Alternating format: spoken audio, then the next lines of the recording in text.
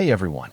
In today's video, we'll be looking into the lives of 5 princesses whose stories were anything but fairy tales. From forced marriages and child loss to sickness and isolation, these women endured misery, duty, and despair in ways history rarely highlights. So, let's uncover the darkest royal fates you've never heard of. For our first tale, we begin in 19th century Belgium. Princess Stephanie Clylde was born on the 21st of May, 1864 in the Palace of Larkin, in the suburbs of Brussels in Belgium. Her father was Prince Leopold, heir to the Belgian throne and the son of King Leopold I, the very first ruler of Belgium since its independence in 1831. Just a year and a half after her birth, her grandfather died and her father became King Leopold II. To the world, he was revered as a powerful statesman who made Belgium matter on the global stage despite its small size. He filled the country with grand palaces and majestic civic buildings, cementing his reputation as a visionary ruler. But behind the glittering facade of his reign, darkness lurked. Today, Leopold II's legacy is one of horror. He turned the Congo into a private thief, ruling it with an iron fist and exploiting its people for profit. Under his reign, millions of Congolese were enslaved on the rubber plantations, suffering many atrocities. Tragically, these conditions combined with the disease and famine led to a sharp decline in the Congolese population. So, Stephanie's family's wealth was made in part from Congolese blood money. Stephanie's mother was Maria Henriette of Austria, a member of the royal house of Habsburg in Austria, a country which had ruled Belgium for most of the 18th century. She and Leopold had 4 children. Their first daughter, Louise, was born in 1858, followed by their only son, Leopold, in 1859. Nearly 5 years later, Stephanie was born, and 8 years after that, they had their youngest daughter, Clementine. Despite all these children, the Belgian royal family's domestic life was far from happy.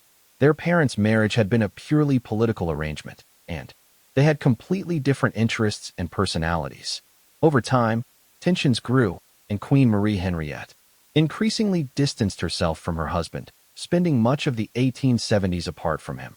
This increased the rigid constraints of royal life, and in the coming years, Stephanie was about to be swept into a far darker world than she could have ever imagined.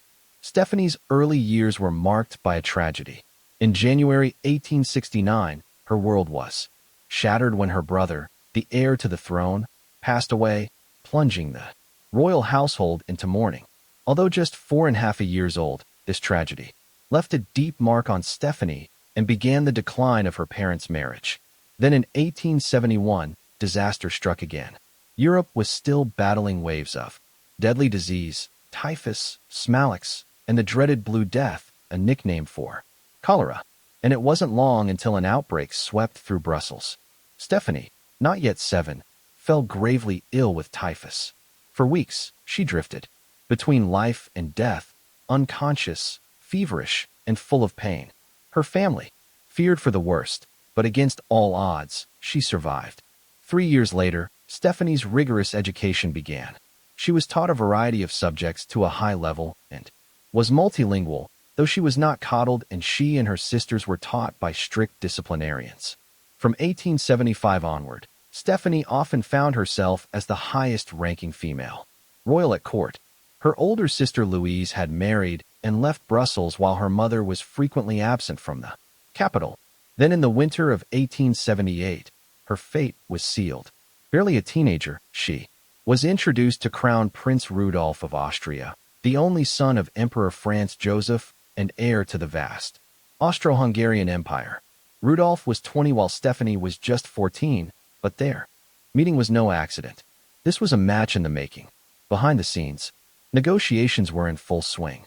The Austrians saw Stephanie as a suitable bride, one who could secure the succession by producing male heirs. The pressure was immense, and after prolonged discussions, the marriage was arranged.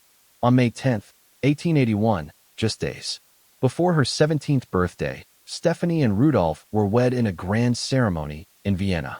But beneath the glittering spectacle of royalty, dark clouds were already forming over their union. Married life was far from a fairy tale for Stephanie. There was no great love, no deep affection, only duty. At first, their relationship was cordial, even somewhat happy, but cracks soon appeared. Rudolph had a volatile personality, and Stephanie found herself trapped in the palace, constantly watched with little freedom. Despite the strain, the marriage produced a daughter named Elizabeth Marie, born in September 1883, but instead of joy, Rudolph met the news with thinly veiled disappointment. Well, he had wanted a mare for the empire. She would be their only child and Stephanie's only offspring. By the mid-1880s, she was sterile. The cause, her own husband. Rudolph was not just an alcoholic, but a rampant philanderer, indulging in affairs with women across Vienna. He contracted numerous sexually transmitted diseases, and most historians agree that he likely passed both syphilis and gonorrhea to Stephanie, leaving her unable to have children at just 22. At first, doctors blamed peritonitis. Rudolph had kept his illness a secret, and by the time Stephanie learned the truth, it was too late. Betrayed and humiliated, she was consumed by resentment. She refused to share a bed with her husband, who stumbled home at dawn, reeking of liquor and other women. Meanwhile, Rudolph, drowning in his own misery, spiraled deeper into debauchery. By the late 1880s, it was common knowledge at court that Stephanie would never have another child. Rudolph's affairs carried on as if nothing had changed, and the worst was yet to come. From among Rudolph's many mistresses, one became very prominent. This was Baroness Marwitzer. In 1888, at just 17 years old, she became involved with the 30-year-old crown prince.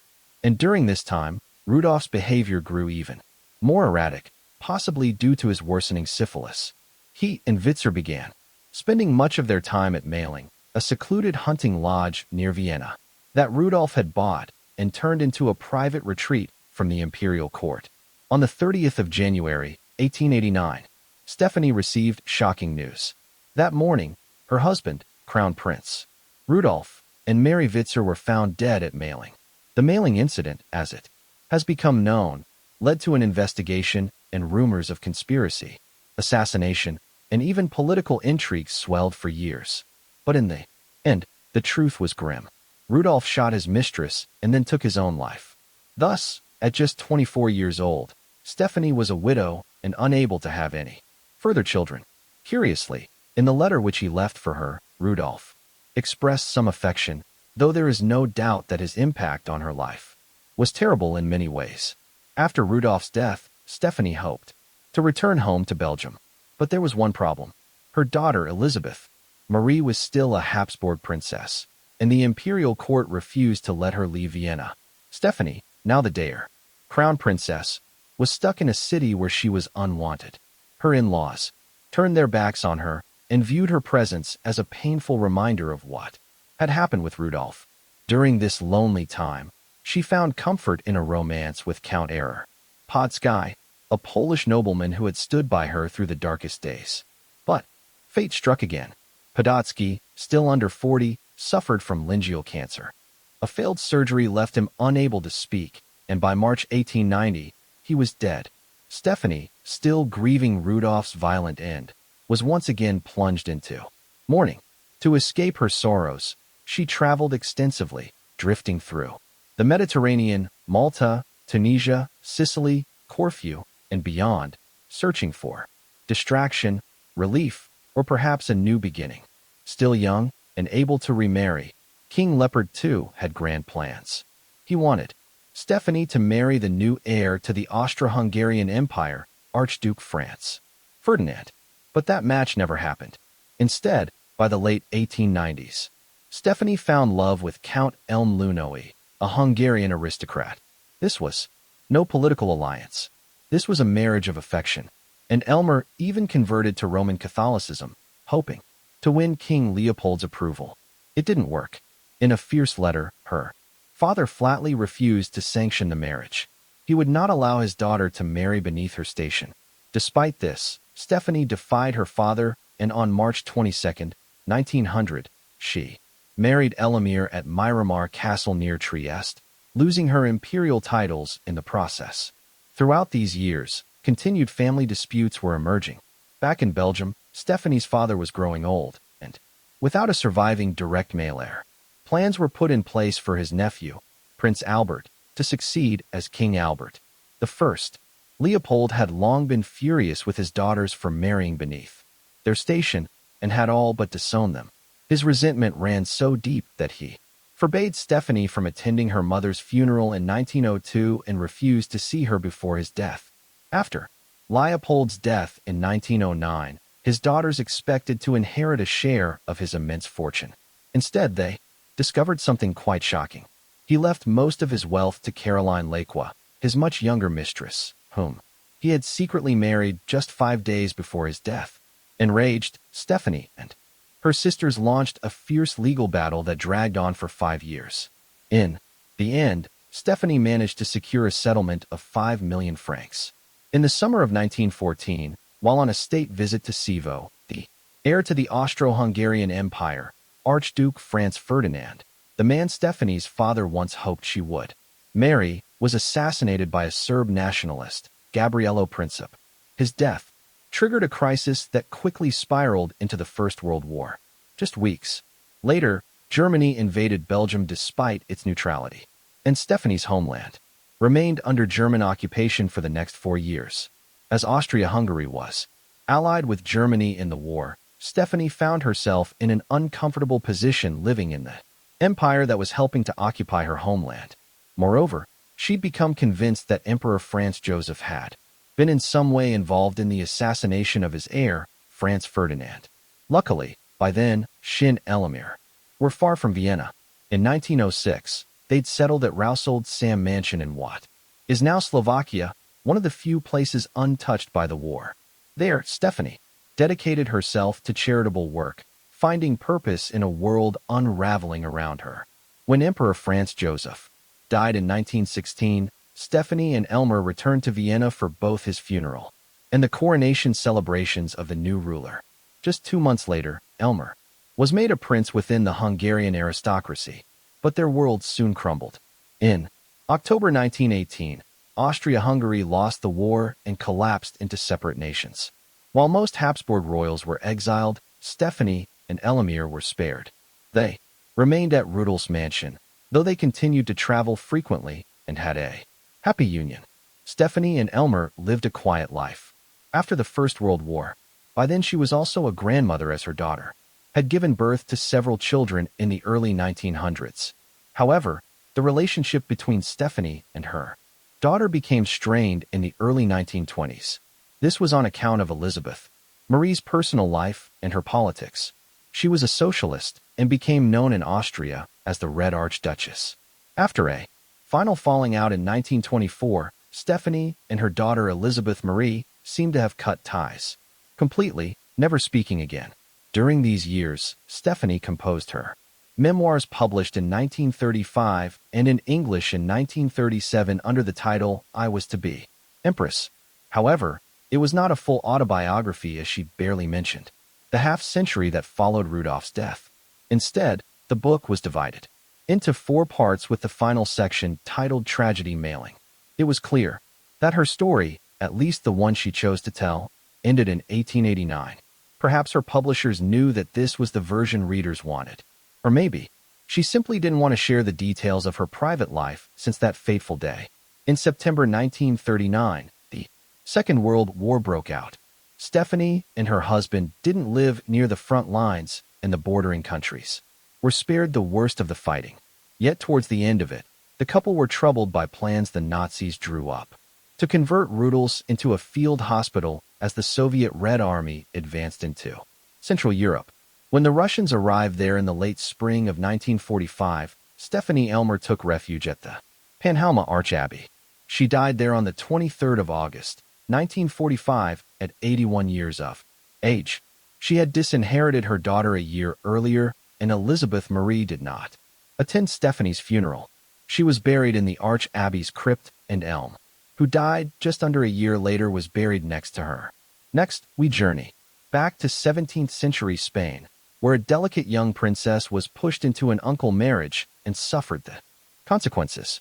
Infanta Margarita Teresa, or Margaret Teresa in English, was born in the Royal Alcazar Palace in Madrid on the 12th of July, 1651. Her father was King Philip IV. He had been the ruler of Spain since 1621 after ascending to the throne when he was just 15 years old.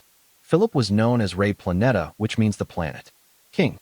This was because Spain's empire stretched around the world by then, covering most of Central and South America, the larger islands of the Caribbean, the Philippines and Asia, and some small parts of the coast of Western Africa.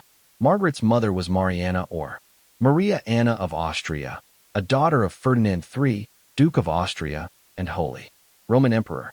Both of her parents were born into the mighty House of Habsburg, a dynasty that rose from the rugged borderlands of Switzerland and Austria in medieval times. As the years passed, the Habsburgs began to conquer much of Europe, but not primarily through bloody wars. No. Well, they had mastered the art of marriage as power, forging alliances that allowed them to seize vast empires. By the late 15th century, they inherited the Spanish throne, becoming Europe's most unstoppable force, a family whose power knew no limits. The Habsburgs weren't just known for their vast empire. They were infamous for their dangerous obsession with inbreeding. Generation after generation, they married within their own bloodline, sealing alliances at the cost of their own health. This twisted tradition would lead to devastating genetic consequences, crippling their dynasty from within. Margaret Teresa's parents weren't just distant relatives. They were far closer than anyone should be. Her father was from the Spanish branch of the family, her mother from the Austrian side, but their connection ran much deeper.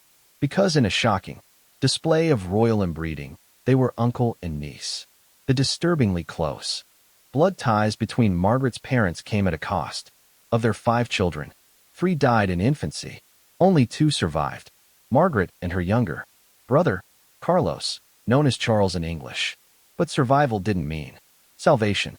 Charles was a walking testament to the horrors of inbreeding. By his 20s, he was prematurely aged, balding, and plagued by a grotesquely deformed jaw.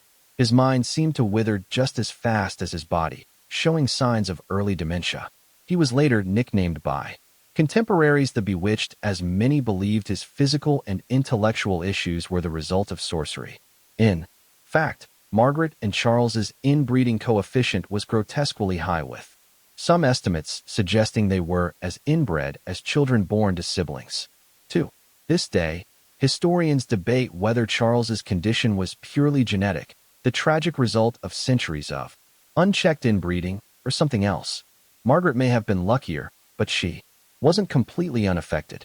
Though much healthier than her brother, she carried the Habsburg curse in her own way. As we will see, Margaret was raised in the grandeur of the Royal Alcazar Palace, a world of opulence where everyone was catered to by an army of maids and servants. For example, the infant frequently indulged in sweets and chocolates which he had to hide from the court physicians.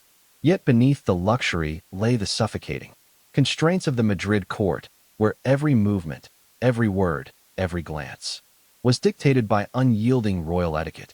As a princess of the mighty Habsburg dynasty, she received the finest education money and power could provide.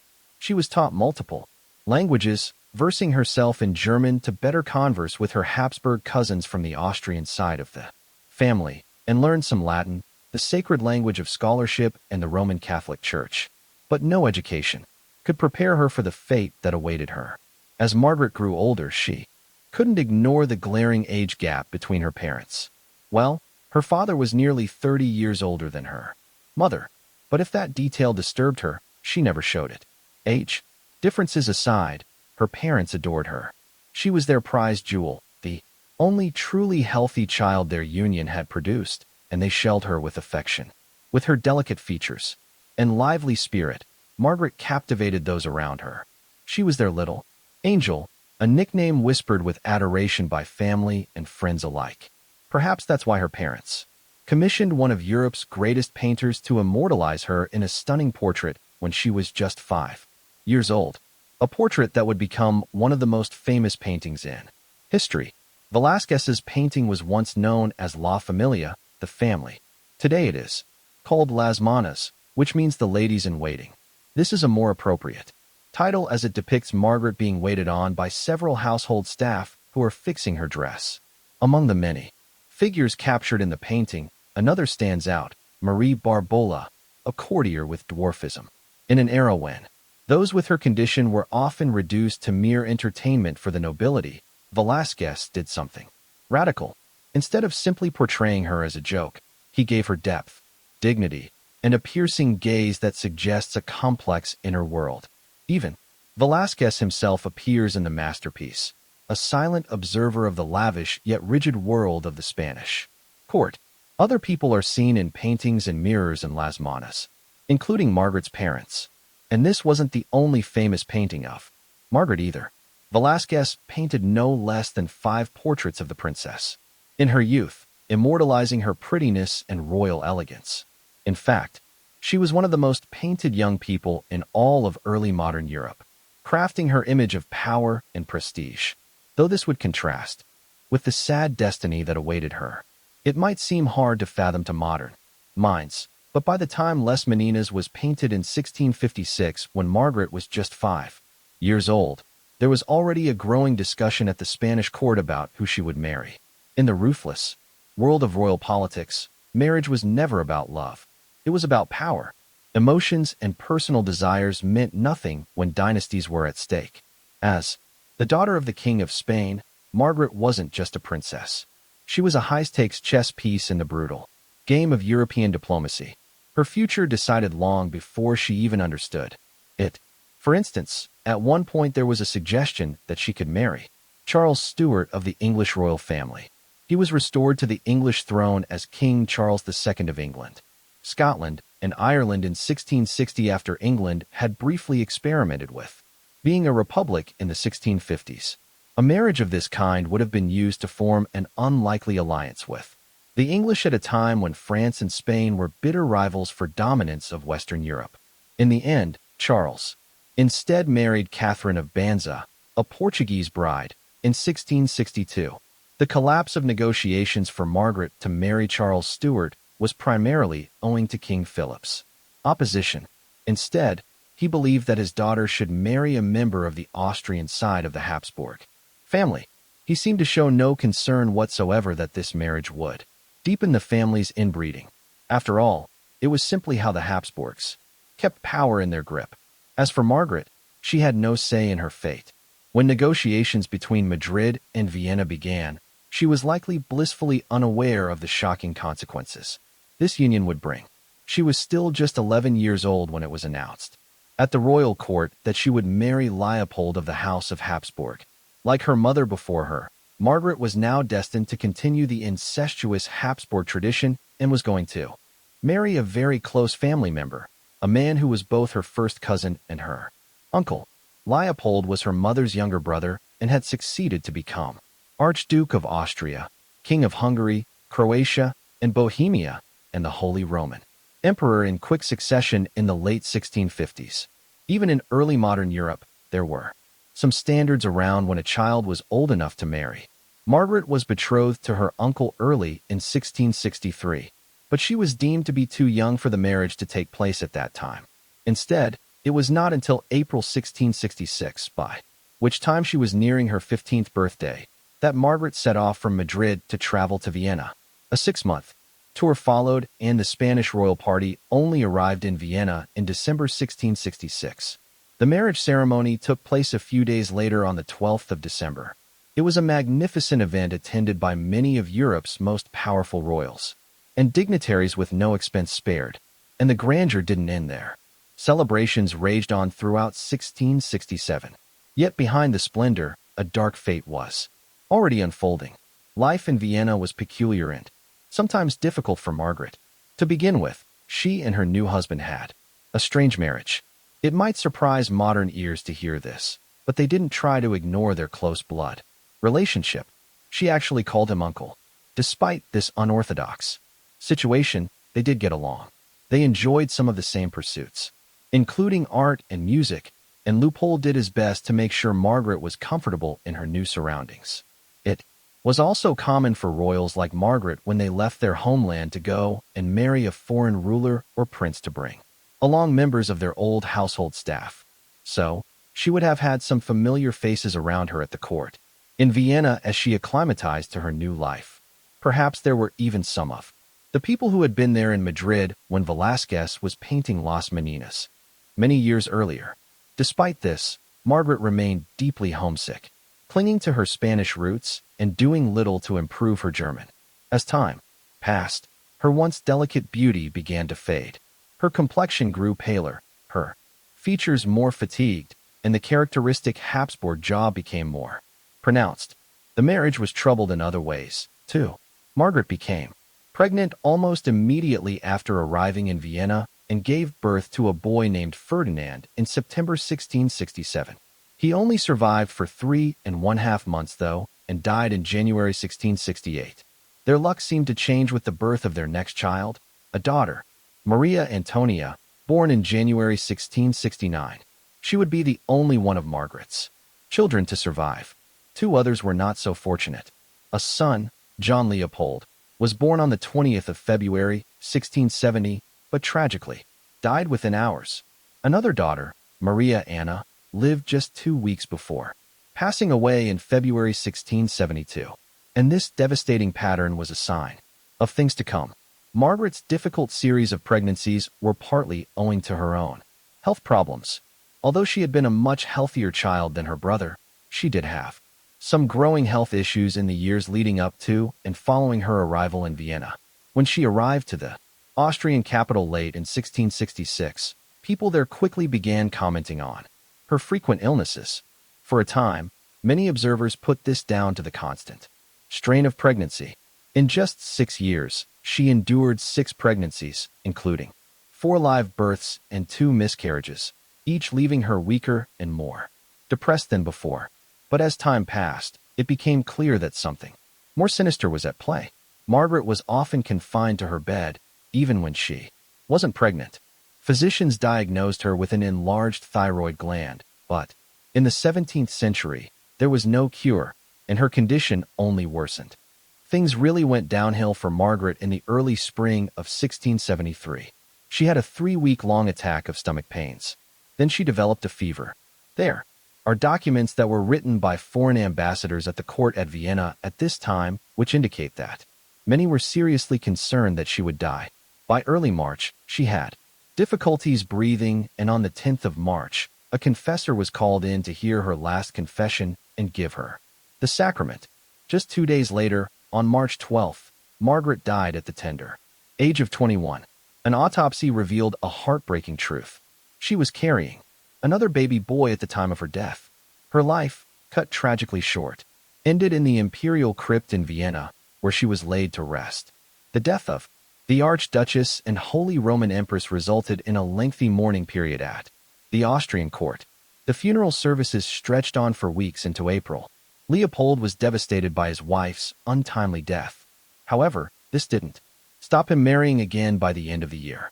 His new wife was Archduchess Claudia Felicitas of Austria, a member of the Tiles branch of the Habsburgs. But for Leopold, the marriage wasn't about love. It was about survival. The dynastic game had to continue, and more heirs were desperately needed, preferably male, to ensure the